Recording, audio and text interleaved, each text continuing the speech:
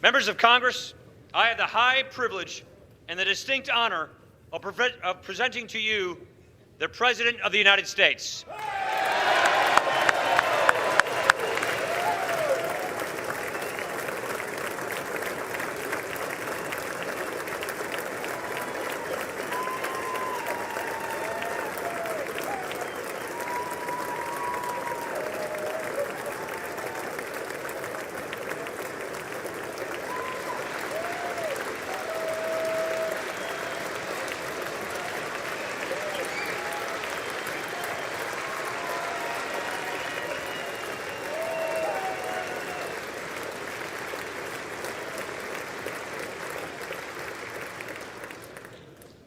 Mr. Speaker, Mr. Vice President, members of Congress, the First Lady of the United States, and my fellow Americans.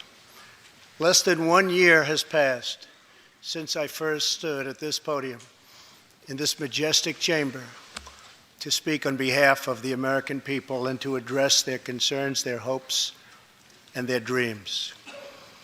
That night, our new administration had already taken very swift action. A new tide of optimism was already sweeping across our land. Each day since, we have gone forward with a clear vision and a righteous mission to make America great again for all Americans.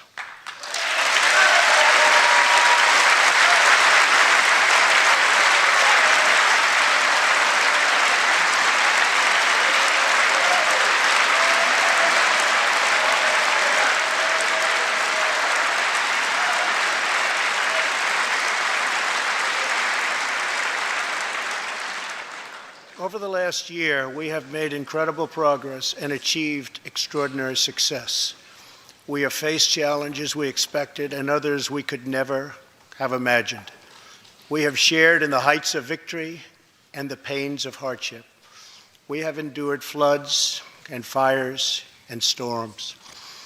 But through it all, we have seen the beauty of America's soul and the steel in America's spine. Each test has forged new American heroes to remind us who we are and show us what we can be. We saw the volunteers of the Cajun Navy racing to the rescue with their fishing boats to save people in the aftermath of a totally devastating hurricane. We saw strangers shielding strangers from a hail of gunfire on the Las Vegas Strip. We heard tales of Americans like Coast Guard Petty Officer Ashley Leopard, who is here tonight in the gallery with Melania.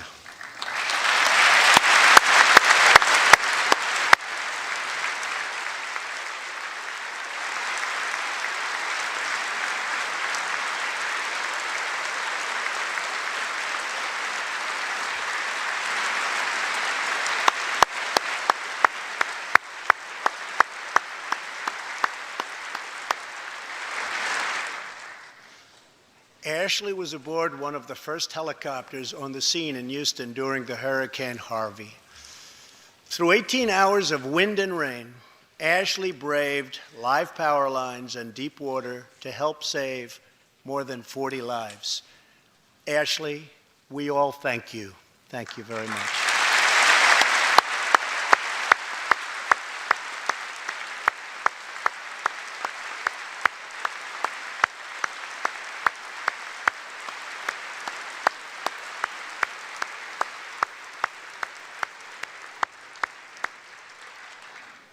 We heard about Americans like firefighter David Dahlberg. He's here with us also. David faced down walls of flame to rescue almost 60 children trapped at a California summer camp threatened by those devastating wildfires. To everyone still recovering in Texas, Florida, Louisiana, Puerto Rico, and the Virgin Islands, everywhere, we are with you. We love you, and we always will pull through together, always.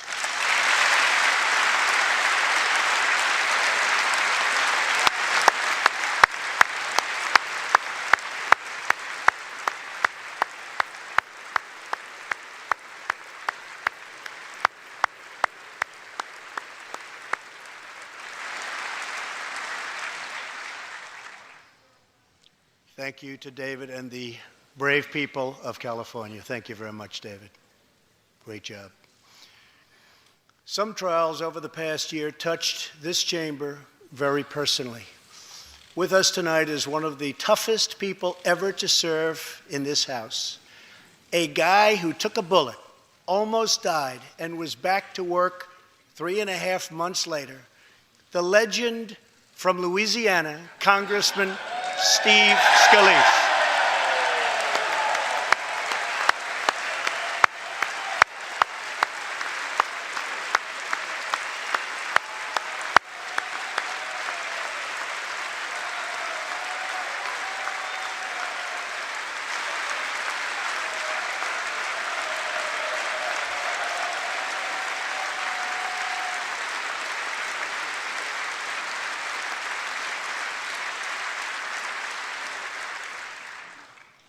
I think they like you, Steve.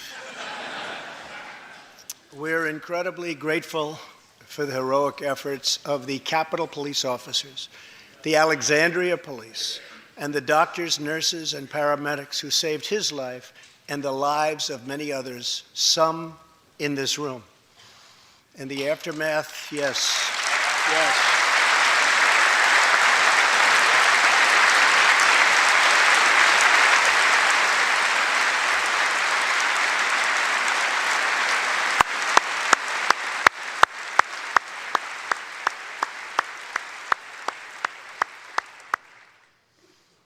In the aftermath of that terrible shooting, we came together, not as Republicans or Democrats, but as representatives of the people.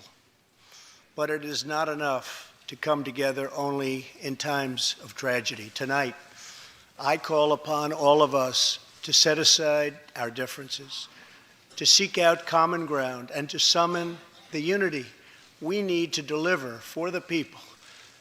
This is really the key. These are the people we were elected to serve.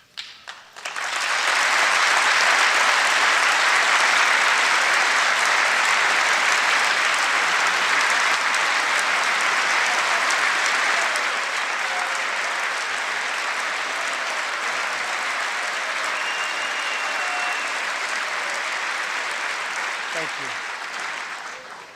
Over the last year, the world has seen what we always knew, that no people on earth are so fearless or daring or determined as Americans. If there is a mountain, we climb it. If there's a frontier, we cross it. If there's a challenge, we tame it. If there's an opportunity, we seize it. So let's begin tonight by recognizing that the state of our union is strong because our people are strong.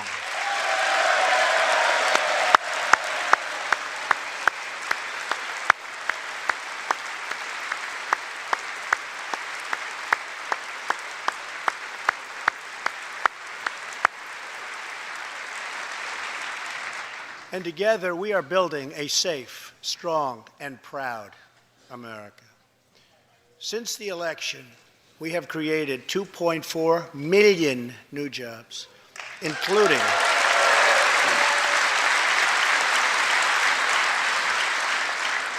including 200,000 new jobs in manufacturing alone. Tremendous numbers. After years and years of wage stagnation, we are finally seeing rising wages.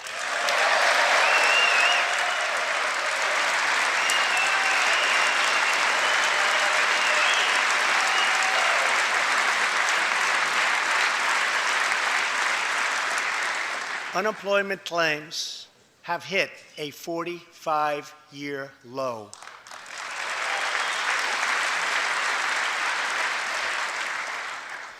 And something I'm very proud of, African American unemployment stands at the lowest rate ever recorded.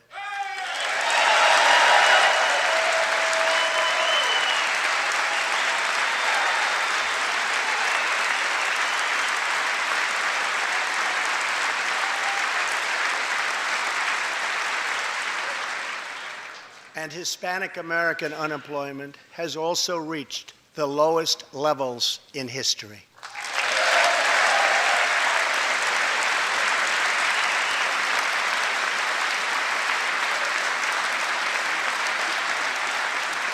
Small business confidence is at an all-time high. The stock market has smashed one record after another, gaining $8 trillion and more in value in just this short period of time. The great news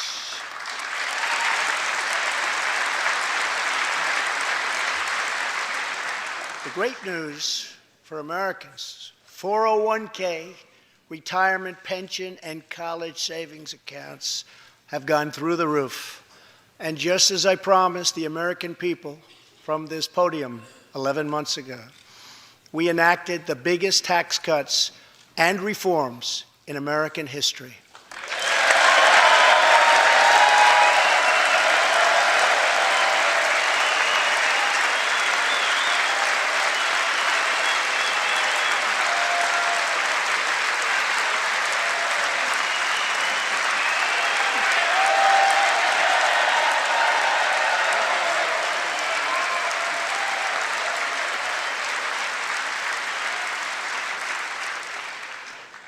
Our massive tax cuts provide tremendous relief for the middle class and small business.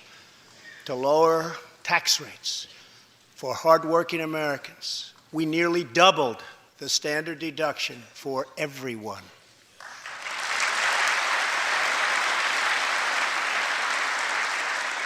Now, the first $24,000 earned by a married couple is completely tax-free.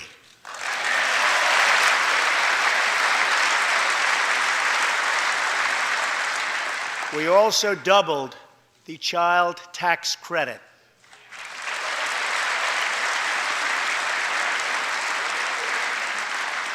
A typical family of four making $75,000 will see their tax bill reduced by $2,000, slashing their tax bill in half.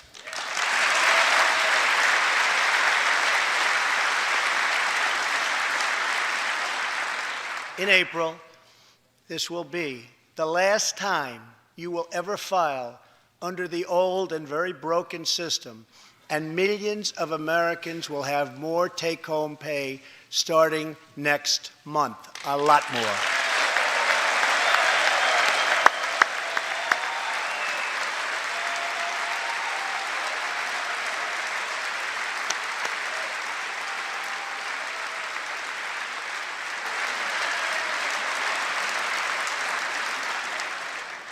We eliminated an especially cruel tax that fell mostly on Americans making less than $50,000 a year, forcing them to pay tremendous penalties simply because they couldn't afford government-ordered health plans. We repealed the core of the disastrous Obamacare. The individual mandate is now gone. Thank heaven.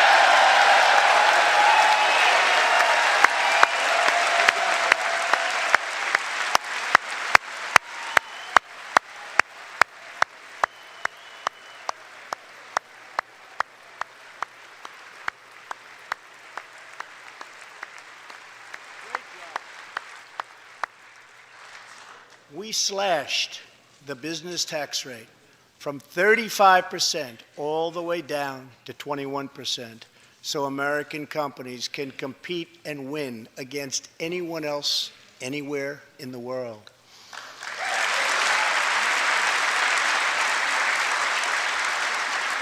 These changes alone are estimated to increase average family income by more than $4,000. A lot of money.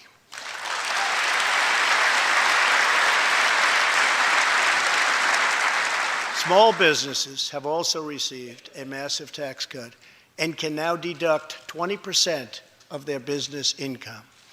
Here tonight are Steve Staub and Sandy Keplinger of Staub Manufacturing, a small, beautiful business in Ohio. They've just finished the best year in their 20-year history.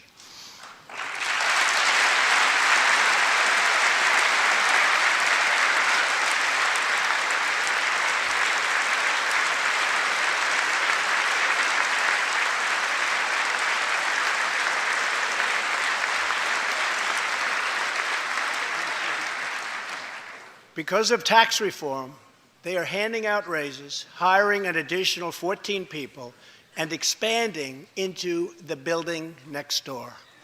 Good feeling.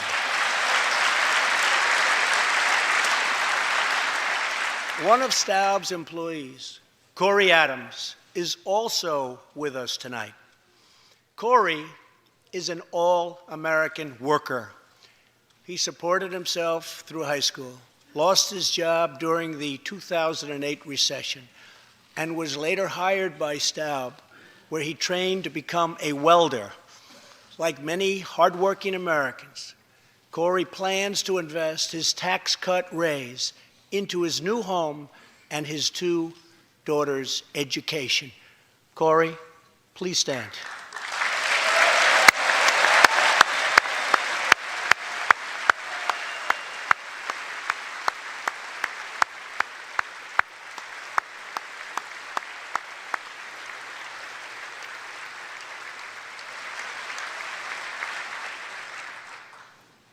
And he's a great welder. I was told that by the man that owns that company that's doing so well. So congratulations, Corey. Since we passed tax cuts, roughly 3 million workers have already gotten tax cut bonuses, many of them thousands and thousands of dollars per worker, and it's getting more every month, every week. Apple has just announced it plans to invest a total of $350 billion in America and hire another 20,000 workers.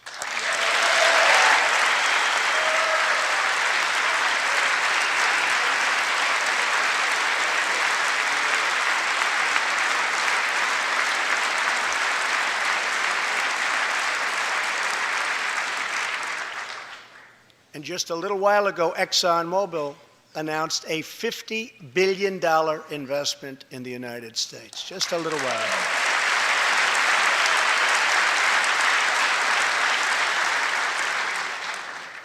This, in fact, is our new American moment. There has never been a better time to start living the American dream.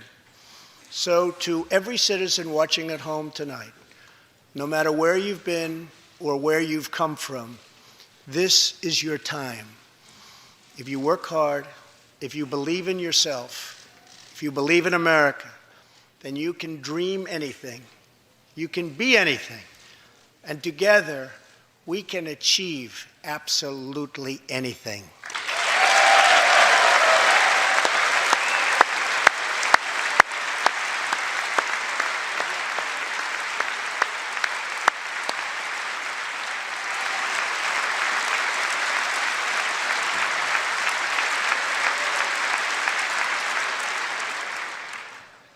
Tonight, I want to talk about what kind of future we're going to have and what kind of a nation we're going to be.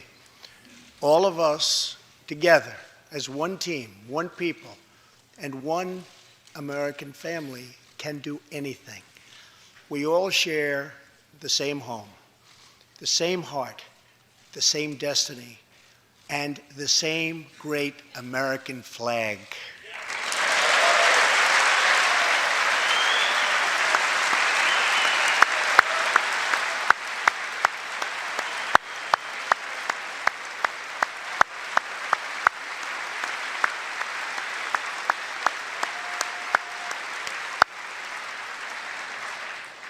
Together, we are rediscovering the American way. In America, we know that faith and family, not government and bureaucracy, are the center of American life.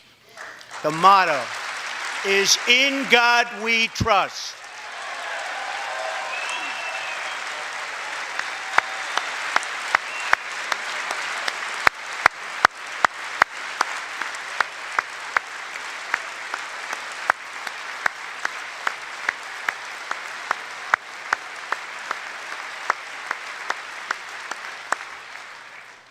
And we celebrate our police, our military, and our amazing veterans as heroes who deserve our total and unwavering support.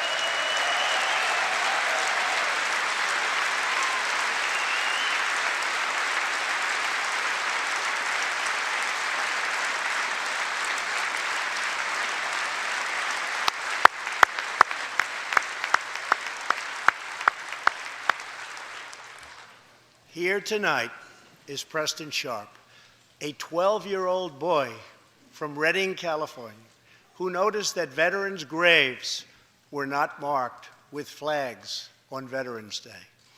He decided all by himself to change that and started a movement that has now placed 40,000 flags at the graves of our great heroes.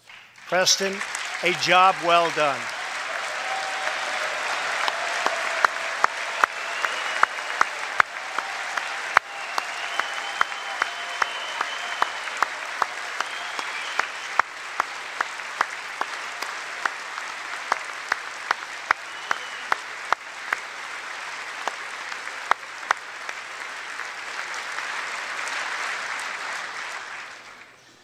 Young patriots like Preston teach all of us about our civic duty as Americans. And I met Preston a little while ago, and he is something very special that I can tell you. Great future. Thank you very much for all you've done, Preston. Thank you very much. Preston's reverence for those who have served our nation reminds us of why we salute our flag, why we put our hands on our hearts for the Pledge of Allegiance, and why we proudly stand for the national anthem.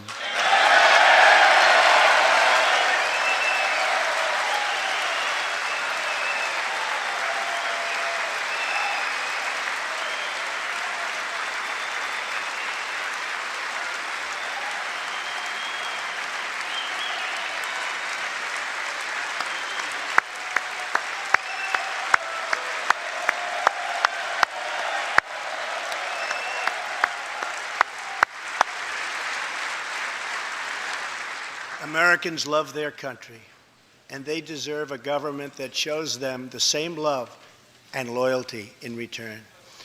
For the last year, we have sought to restore the bonds of trust between our citizens and their government. Working with the Senate, we are appointing judges who will interpret the Constitution as written, including a great new Supreme Court justice and more circuit court judges than any new administration in the history of our country.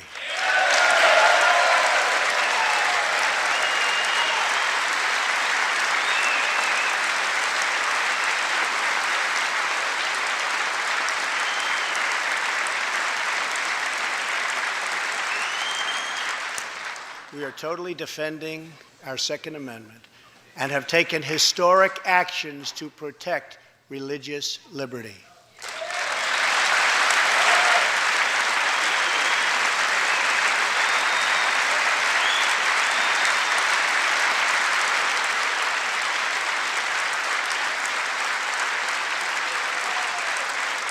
And we are serving our brave veterans, including giving our veterans choice in their health care decisions.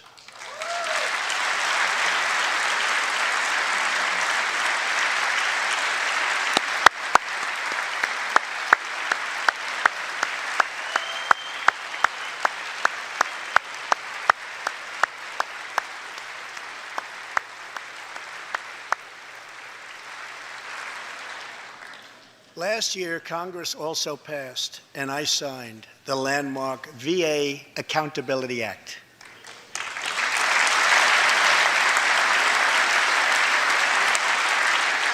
Since its passage, my administration has already removed more than 1,500 VA employees who failed to give our veterans the care they deserve, and we are hiring talented people who love our vets as much as we do.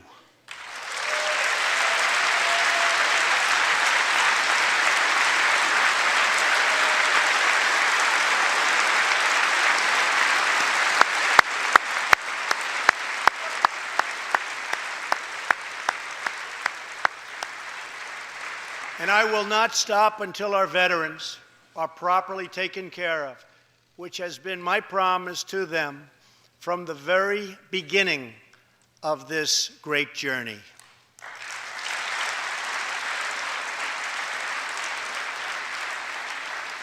All Americans deserve accountability, and respect.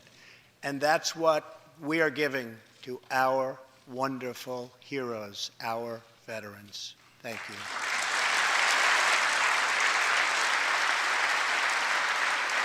So tonight I call on Congress to empower every cabinet secretary with the authority to reward good workers and to remove federal employees who undermine the public trust or fail the American people.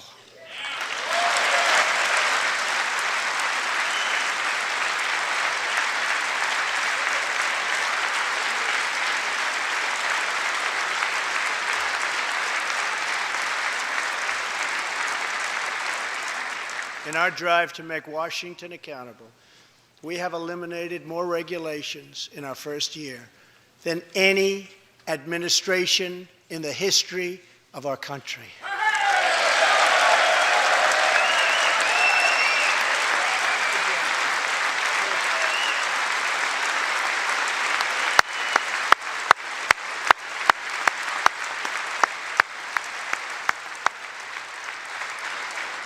We have ended the war on American energy, and we have ended the war on beautiful, clean coal.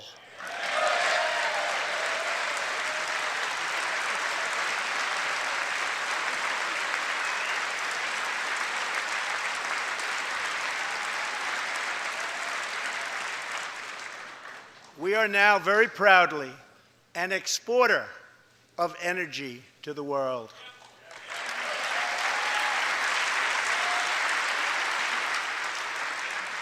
In Detroit, I halted government mandates that crippled America's great, beautiful auto workers so that we can get Motor City revving its engines again, and that's what's happening.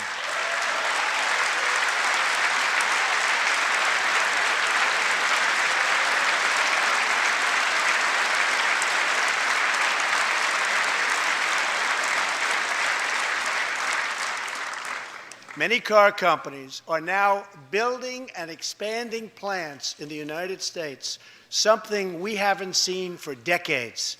Chrysler is moving a major plant from Mexico to Michigan. Toyota and Mazda are opening up a plant in Alabama, a big one, and we haven't seen this in a long time. It's all coming back.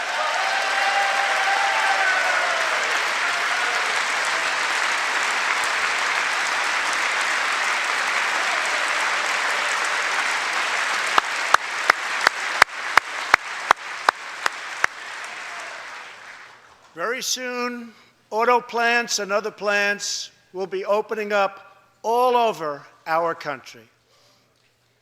This is all news Americans are totally unaccustomed to hearing. For many years, companies and jobs were only leaving us. But now, they are roaring back, they're coming back. They want to be where the action is. They want to be in the United States of America. That's where they want to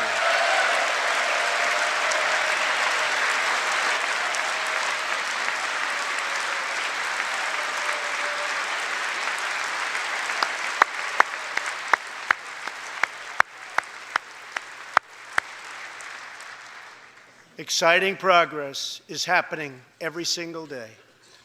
To speed access to breakthrough cures and affordable generic drugs, last year, the FDA approved more new and generic drugs and medical devices than ever before in our country's history.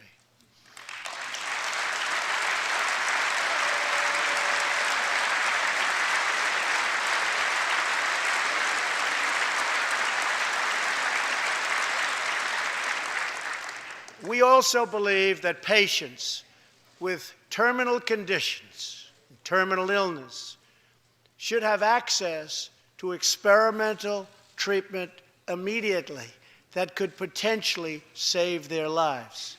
People who are terminally ill should not have to go from country to country to seek a cure. I want to give them a chance right here at home It's time for Congress to give these wonderful, incredible Americans the right to try.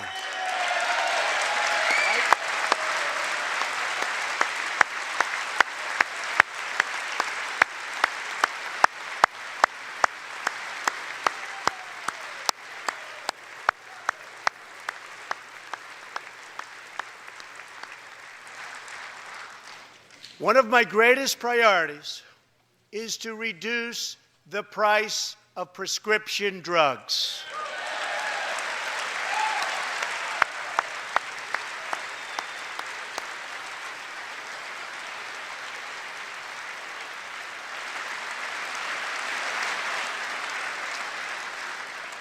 In many other countries, these drugs cost far less than what we pay in the United States, and it's very, very unfair. That is why I've directed my administration to make fixing the injustice of high drug prices one of my top priorities for the year.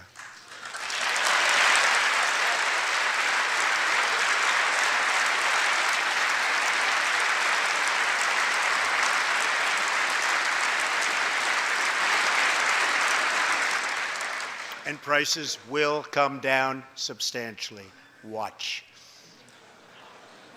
America has also finally turned the page on decades of unfair trade deals that sacrificed our prosperity and shipped away our companies, our jobs, and our wealth. Our nation has lost its wealth, but we're getting it back so fast.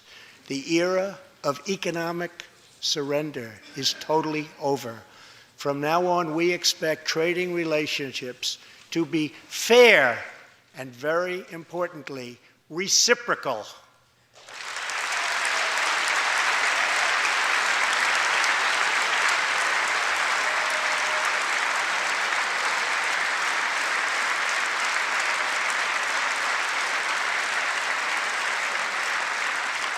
We will work to fix bad trade deals and negotiate new ones, and they'll be good ones, but they'll be fair.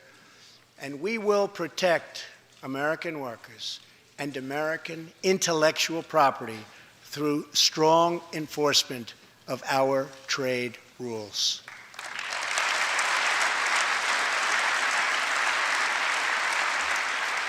As we rebuild our industries, it is also time to rebuild our crumbling infrastructure.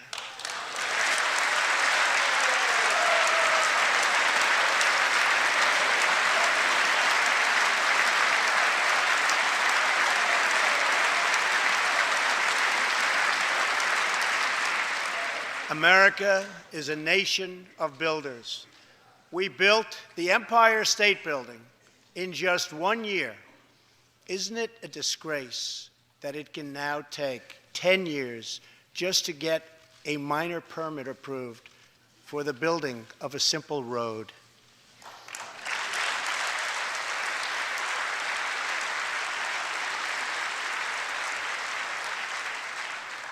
I am asking both parties to come together to give us safe, fast, reliable, and modern infrastructure that our economy needs and our people deserve.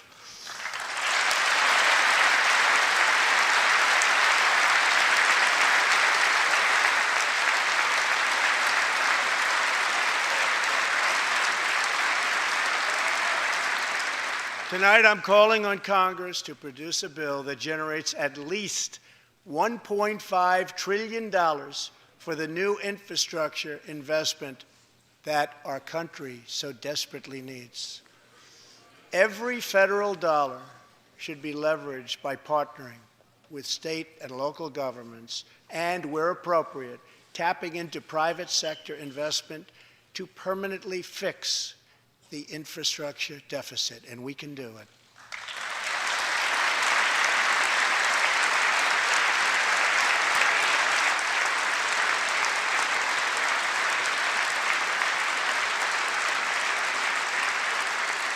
Any bill must also streamline the permitting and approval process, getting it down to no more than 2 years and perhaps even one. Together, we can reclaim our great building heritage.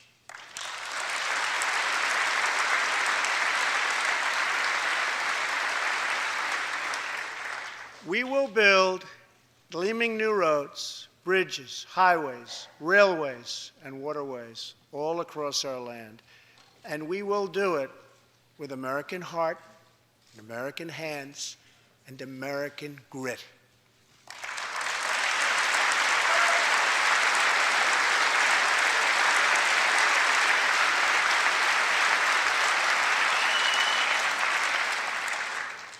We want every American to know the dignity of a hard day's work. We want every child to be safe in their home at night. And we want every citizen to be proud of this land that we all love so much.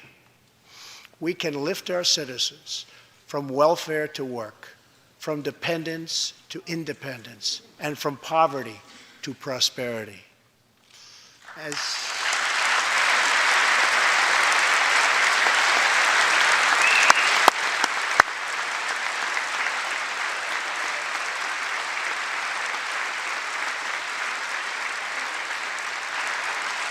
As tax cuts create new jobs, let's invest in workforce development, and let's invest in job training, which we need so badly.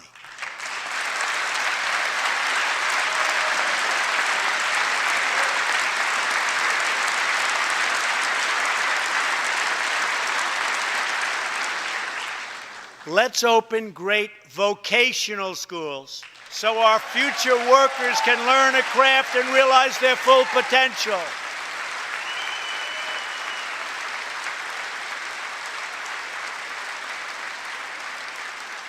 And let's support working families by supporting paid family leave.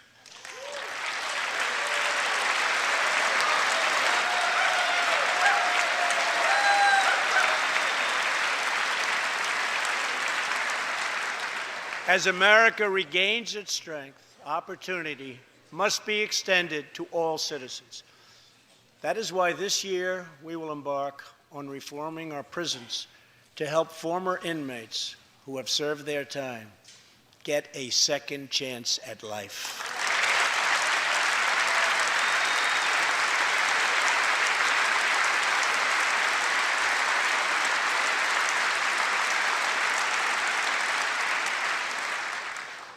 Struggling communities, especially immigrant communities, will also be helped by immigration policies that focus on the best interests of American workers and American families.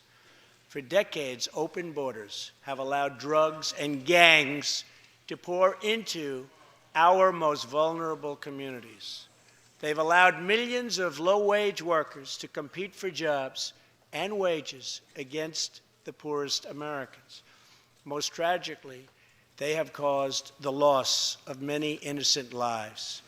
Here tonight are two fathers and two mothers, Evelyn Rodriguez, Freddie Cuevas, Elizabeth Alvarado, and Robert Mickens.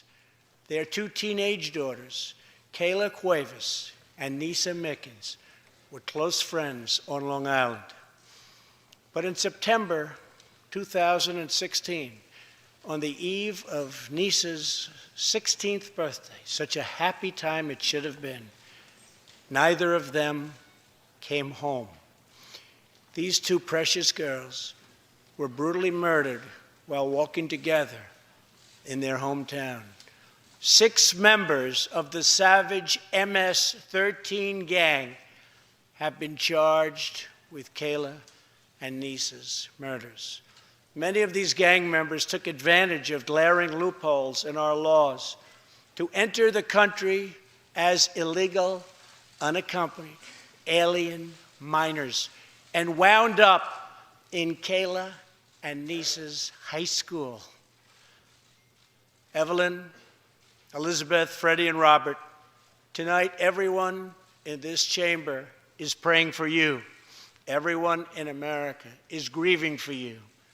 Please stand. Thank you very much.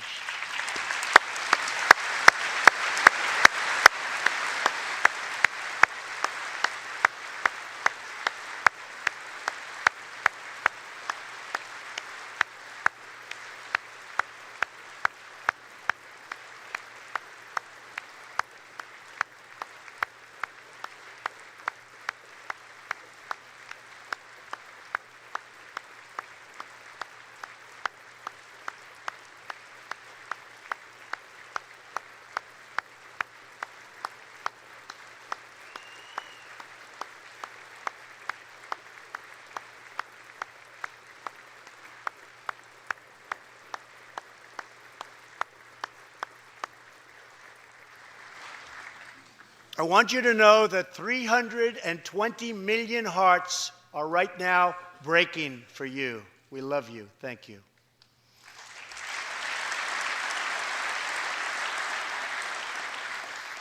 While we cannot imagine the depths of that kind of sorrow, we can make sure that other families never have to endure this kind of pain. Tonight I am calling on Congress to finally close the deadly loopholes that have allowed MS-13 and other criminal gangs to break into our country. We have proposed new legislation that will fix our immigration laws and support our ICE and Border Patrol agents. These are great people. These are great, great people that work so hard in the midst of such danger so that this can never happen again.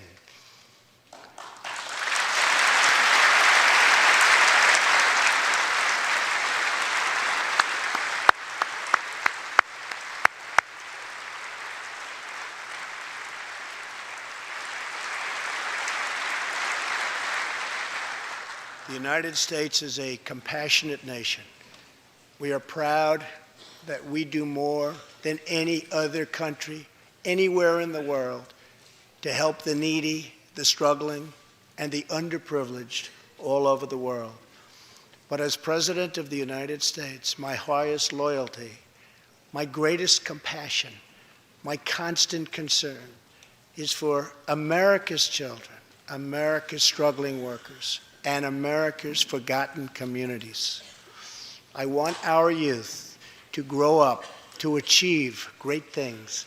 I want our poor to have their chance to rise.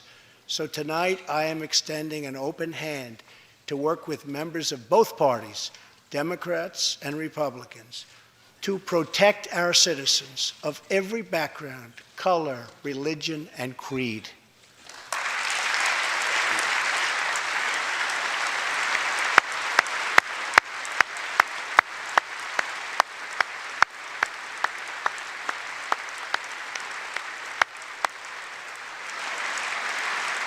My duty, and the sacred duty of every elected official in this chamber, is to defend Americans, to protect their safety, their families, their communities, and their right to the American dream.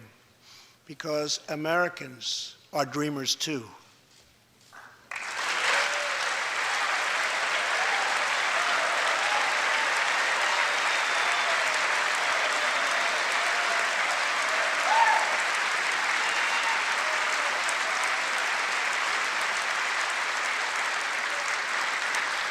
Here tonight is one leader in the effort to defend our country, Homeland Security Investigation Special Agent Celestino Martinez. He goes by DJ and CJ. He said, call me either one. So we'll call you CJ. Served 15 years in the Air Force before becoming an ICE agent and spending the last 15 years fighting gang violence and getting dangerous criminals off of our streets. Tough job. At one point, MS-13 leaders ordered CJ's murder, and they wanted it to happen quickly. But he did not cave to threats or to fear. Last May, he commanded an operation to track down gang members on Long Island. His team has arrested nearly 400, including more than 220 MS-13 gang members. And I have to tell you, what the Border Patrol and ICE have done, we have sent thousands and thousands and thousands of MS-13 horrible people out of this country or into our prisons. So I just want to congratulate you, CJ. You're a brave guy. Thank you very much.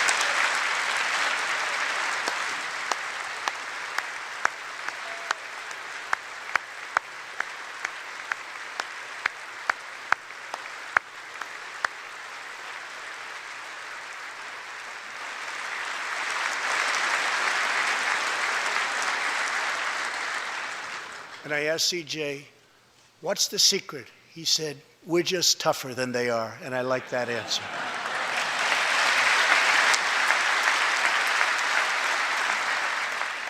Now let's get Congress to send you, and all of the people in this great chamber have to do it. We have no choice. CJ, we're going to send you reinforcements, and we're going to send them to you quickly. It's what you need.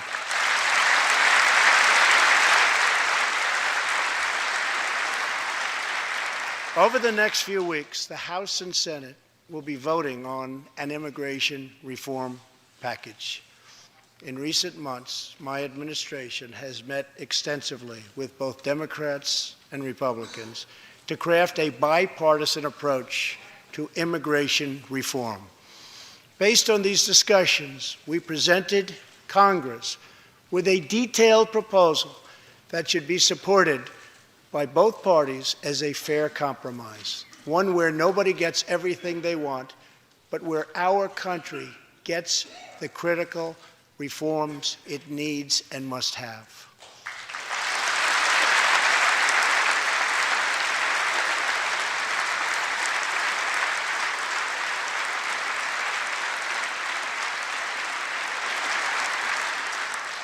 Here are the 4 pillars of our plan. The first pillar of our framework generously offers a path to citizenship for 1.8 million illegal immigrants who were brought here by their parents at a young age. That covers almost 3 times more people than the previous administration covered.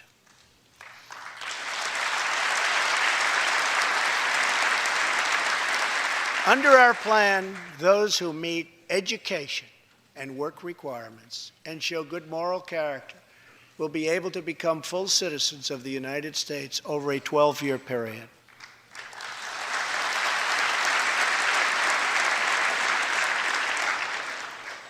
The second pillar fully secures the border.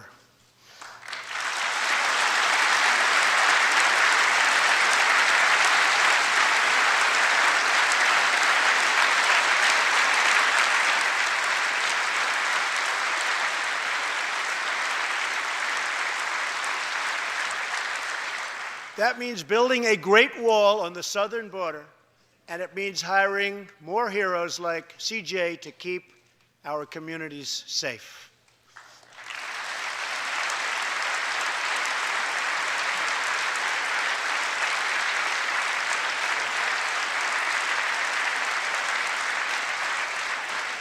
Crucially, our plan closes the terrible loopholes exploited by criminals and terrorists to enter our country, and it finally ends the horrible and dangerous practice of catch and release.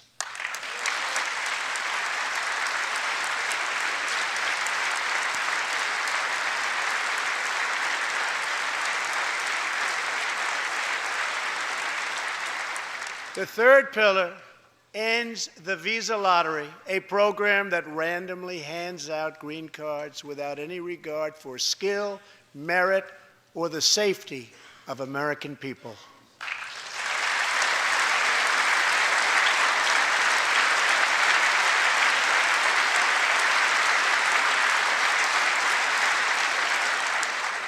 It's time to begin moving toward a merit-based immigration system, one that admits people who are skilled, who want to work, who will contribute to our society, and who will love and respect our country.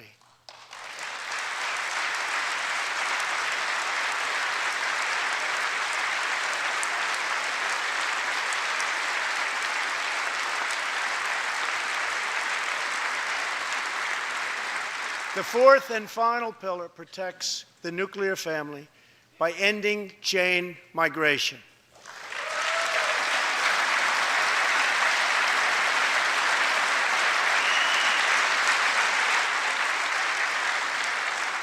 Under the current broken system, a single immigrant can bring in virtually unlimited numbers of distant relatives. Under our plan, we focus on the immediate family by limiting sponsorships to spouses and minor children.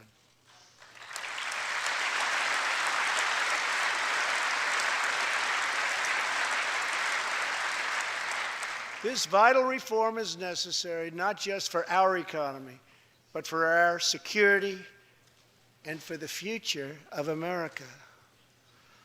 In recent weeks, 2 terrorist attacks in New York were made possible by the visa lottery and chain migration. In the age of terrorism, these programs present risks we can just no longer afford. It's time to reform.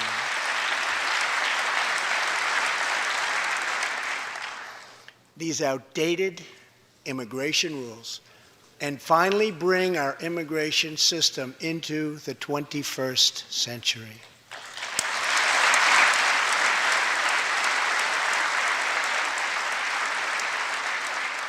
These 4 pillars represent a down-the-middle compromise and one that will create a safe, modern, and lawful immigration system.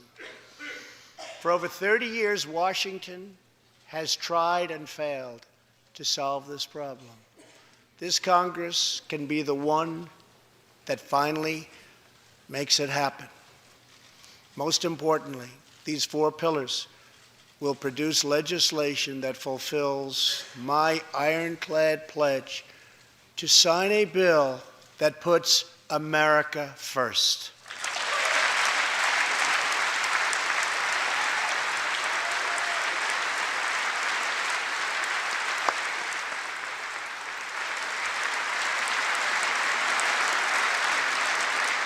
So let's come together, set politics aside, and finally get the job done.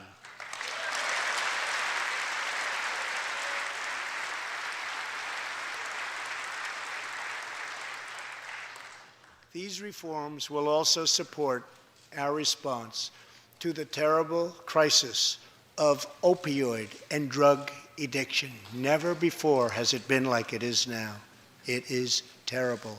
We have to do something about it.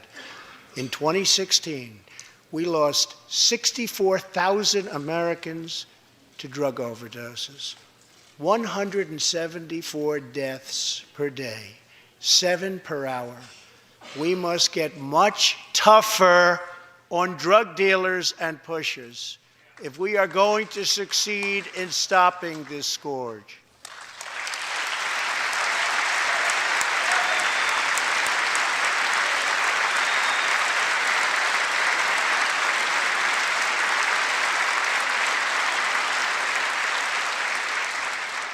My administration is committed to fighting the drug epidemic and helping get treatment for those in need, for those who have been so terribly hurt. The struggle will be long and it will be difficult, but as Americans always do, in the end, we will succeed, we will prevail.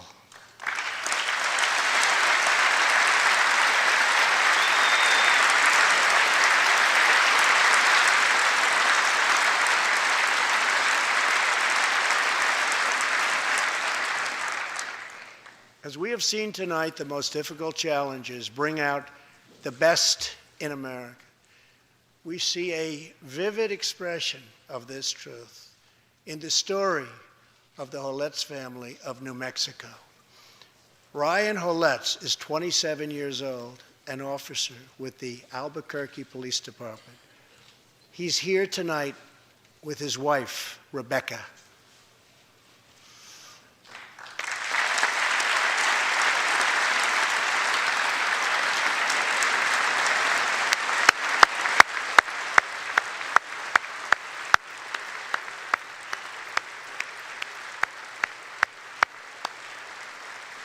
Thank you, Ryan. Last year, Ryan was on duty when he saw a pregnant, homeless woman preparing to inject heroin. When Ryan told her she was going to harm her unborn child, she began to weep. She told him she didn't know where to turn, but badly wanted a safe home for her baby. In that moment, Ryan said he felt God speak to him. You will do it because you can. He heard those words. He took out a picture of his wife and their 4 kids. Then he went home to tell his wife, Rebecca. In an instant, she agreed to adopt. The Hollettes named their new daughter Hope. Ryan and Rebecca, you embody the goodness of our nation. Thank you.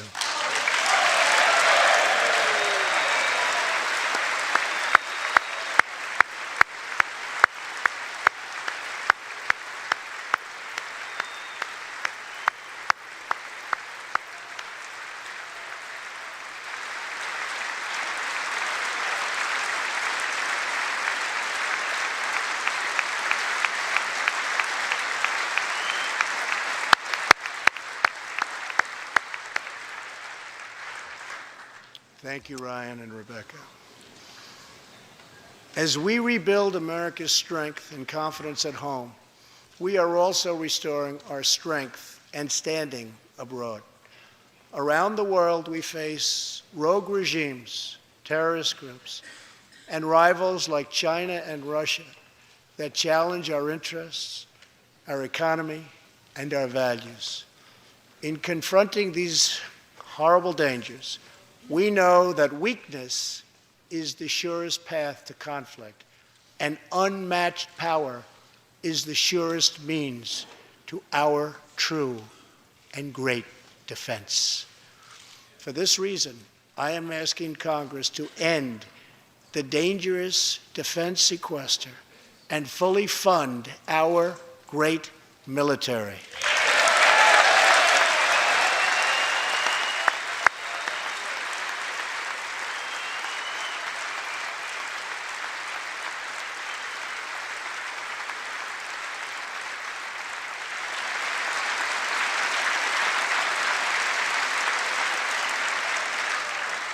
As part of our defense, we must modernize and rebuild our nuclear arsenal, hopefully never having to use it, but making it so strong and so powerful that it will deter any acts of aggression by any other nation or anyone else.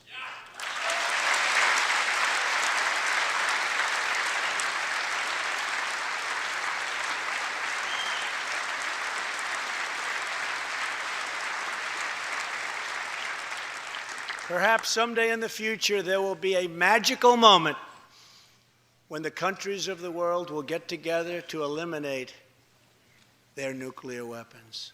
Unfortunately, we are not there yet, sadly. Last year, I also pledged that we would work with our allies to extinguish ISIS from the face of the earth. 1 year later, I am proud to report that the coalition to defeat ISIS has liberated very close to 100% of the territory just recently held by these killers in Iraq and in Syria and in other locations as well.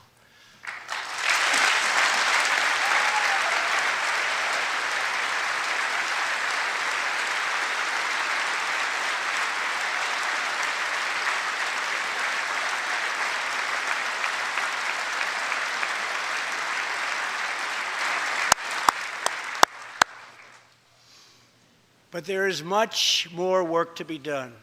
We will continue our fight until ISIS is defeated. Army Staff Sergeant Justin Peck is here tonight. Near Raqqa last November, Justin and his comrade, Chief Petty Officer Kenton Stacy, were on a mission to clear buildings that ISIS had rigged with explosive, so that civilians could return to that city, hopefully soon and hopefully safely. Clearing the second floor of a vital hospital, Kenton Stacy was severely wounded by an explosion. Immediately, Justin bounded into the booby-trapped and unbelievably dangerous and unsafe building and found Kenton, but in very, very bad shape. He applied pressure to the wound and inserted a tube to reopen an airway. He then performed CPR for 20 straight minutes during the ground transport and maintained artificial respiration through 2.5 hours and through emergency surgery. Kenton Stacy would have died if it were not for Justin's selfless love for his fellow warrior. Tonight, Kenton is recovering in Texas. Raqqa is liberated, and Justin is wearing his new Bronze Star with a V for valor. Staff Sergeant Peck, all of America salutes you.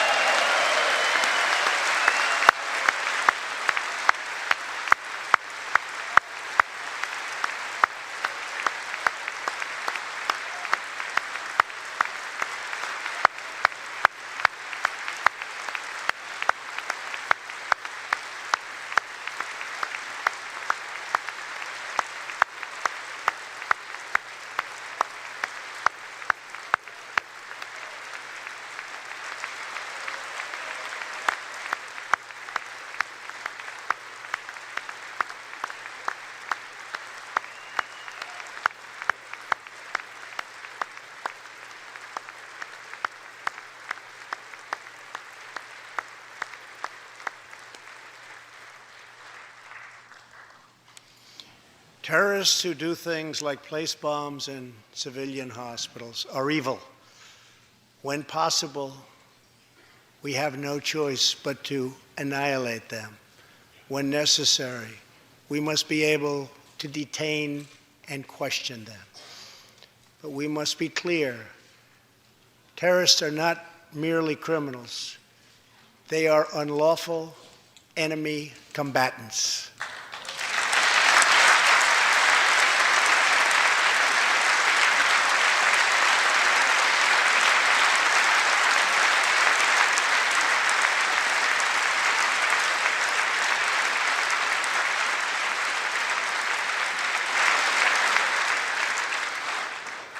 And when captured overseas, they should be treated like the terrorists they are. In the past, we have foolishly released hundreds and hundreds of dangerous terrorists, only to meet them again on the battlefield, including the ISIS leader, al-Baghdadi, who we captured, who we had, who we released. So today, I'm keeping another promise. I just signed, prior to walking in, an order directing Secretary Mattis, who is doing a great job. Thank you.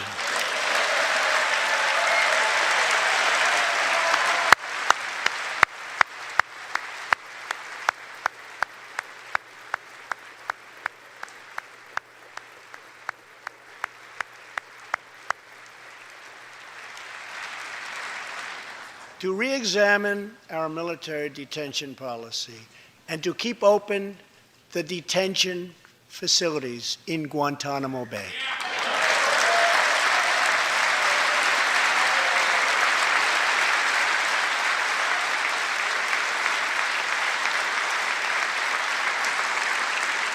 I am asking Congress to ensure that in the fight against ISIS and al-Qaeda, we continue to have all necessary power to detain terrorists wherever we chase them down, wherever we find them. And in many cases, for them, it will now be Guantanamo Bay.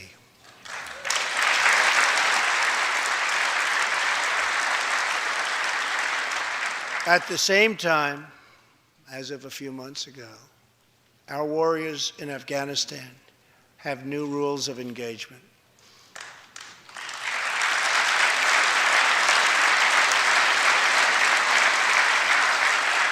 Along with their heroic Afghan partners, our military is no longer undermined by artificial timelines, and we no longer tell our enemies our plans.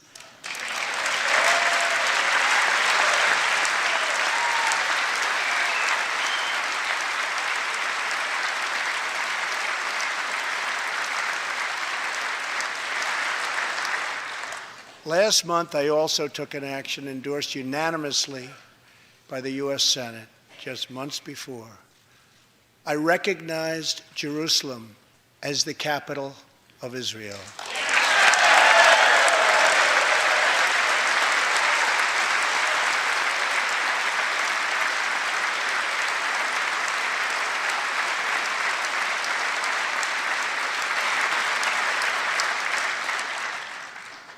Shortly afterwards, dozens of countries voted in the United Nations General Assembly against America's sovereign right to make this decision.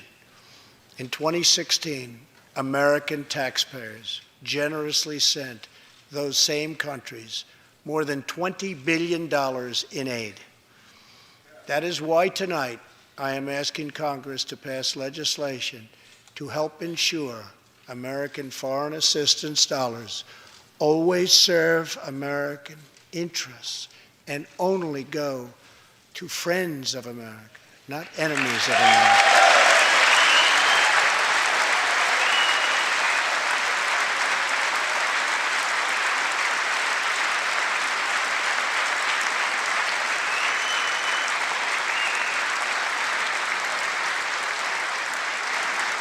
As we strengthen friendships all around the world, we are also restoring clarity about our adversaries.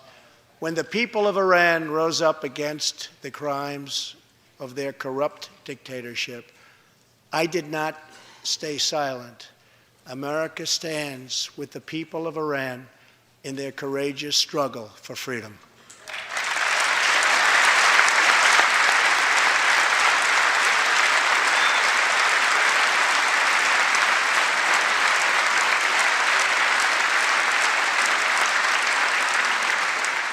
I am asking Congress to address the fundamental flaws in the terrible Iran nuclear deal. My administration has also imposed tough sanctions on the communist and socialist dictatorships in Cuba and Venezuela.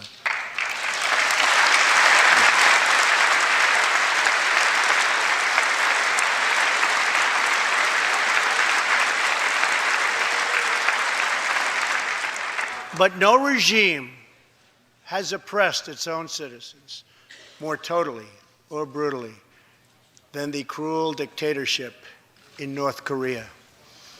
North Korea's reckless pursuit of nuclear missiles could very soon threaten our homeland.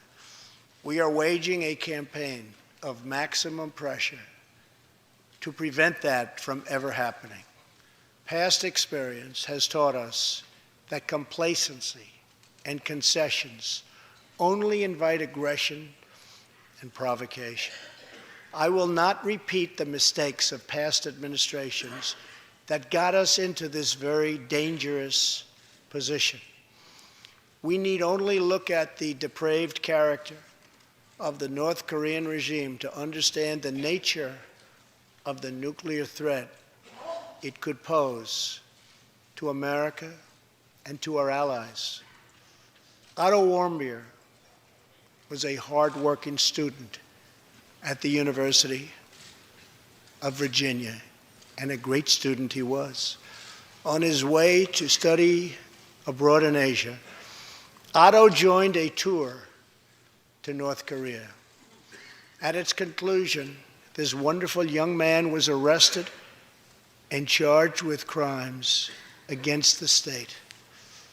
After a shameful trial, the dictatorship sentenced Otto to 15 years of hard labor before returning him to America last June, horribly injured and on the verge of death.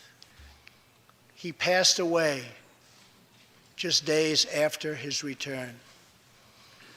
Otto's wonderful parents, Fred and Cindy Warmbier, are here with us tonight, along with Otto's brother and sister, Austin and Greta.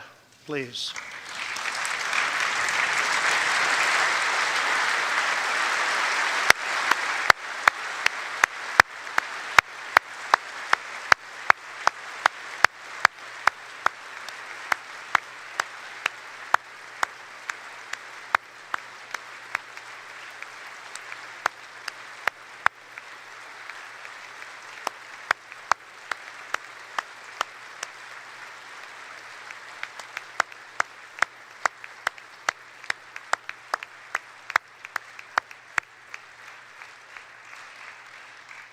Incredible people.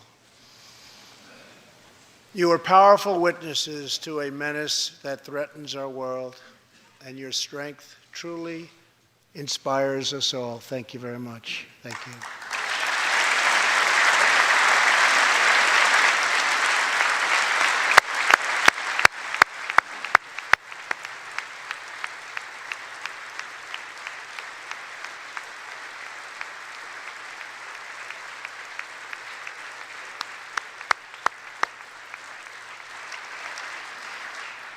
Tonight, we pledge to honor Otto's memory with total American resolve. Thank you. Finally,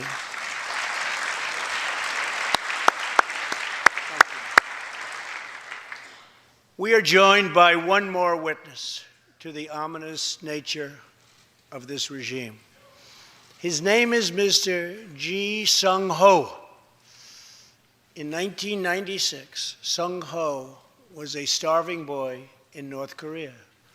One day he tried to steal coal from a railroad car to barter for a few scraps of food, which were very hard to get.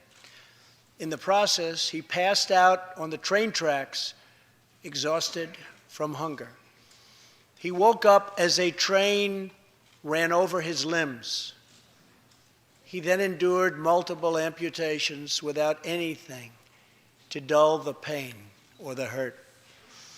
His brother and sister gave what little food they had to help him recover and ate dirt themselves, permanently stunting their own growth. Later, he was tortured by North Korean authorities after returning from a brief visit to China.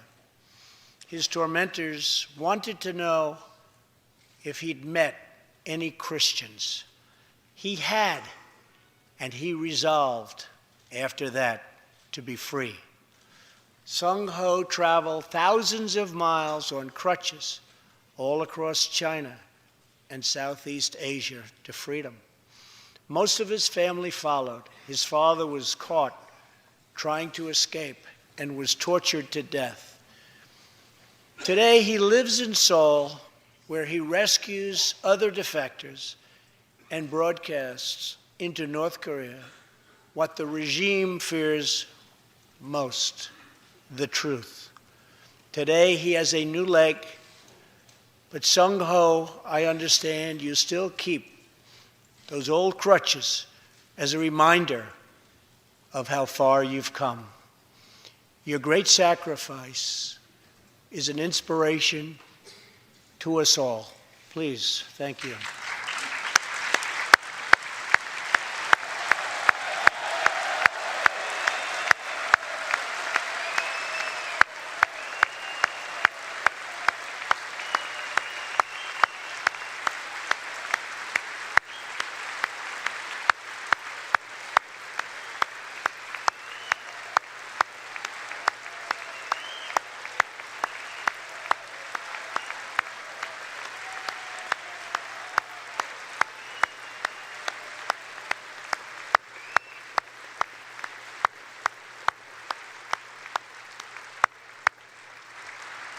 Sung-ho's story is a testament to the yearning of every human soul to live in freedom.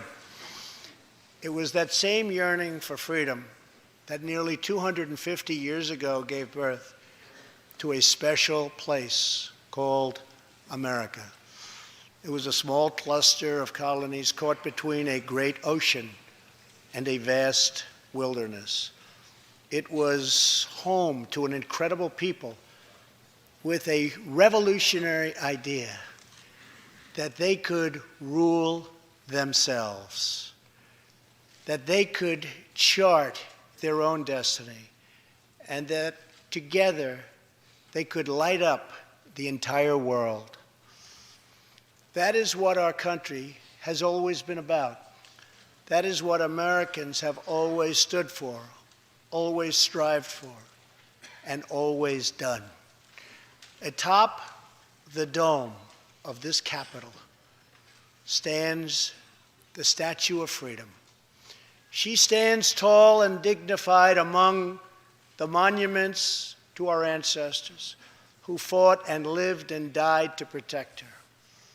Monuments to Washington and Jefferson and Lincoln and King.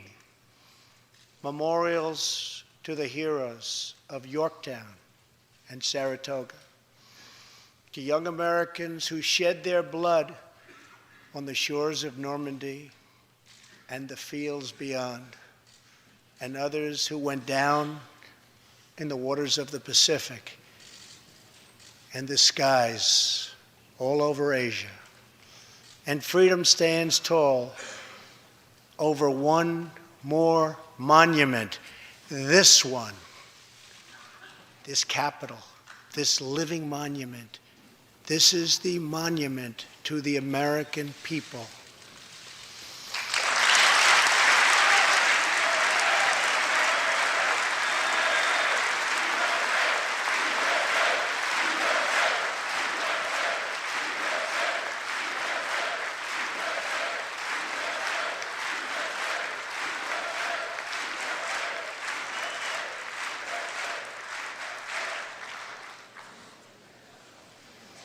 We're a people whose heroes live not only in the past, but all around us, defending hope, pride, and defending the American way.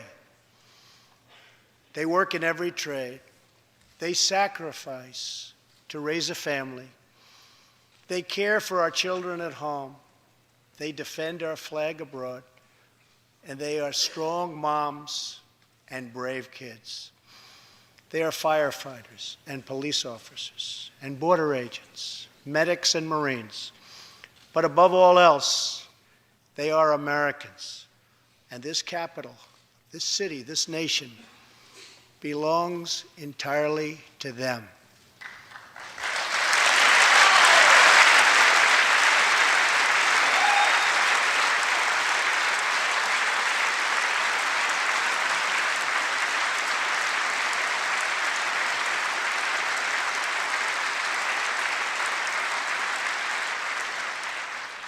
Our task is to respect them, to listen to them, to serve them, to protect them, and to always be worthy of them. Americans fill the world with art and music. They push the bounds of science and discovery, and they forever remind us of what we should never, ever forget. The people dreamed this country. The people built this country. And it's the people who are making America great again.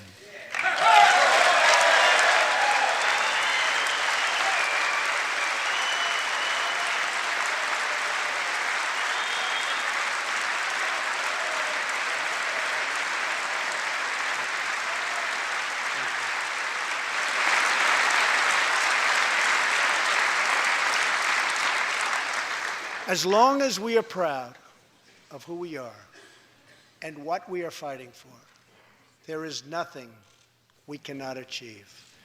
As long as we have confidence in our values, faith in our citizens, and trust in our God, we will never fail. Our families will thrive. Our people will prosper. And our nation will forever be safe and strong and proud and mighty and free. Thank you, and God bless America. Good night.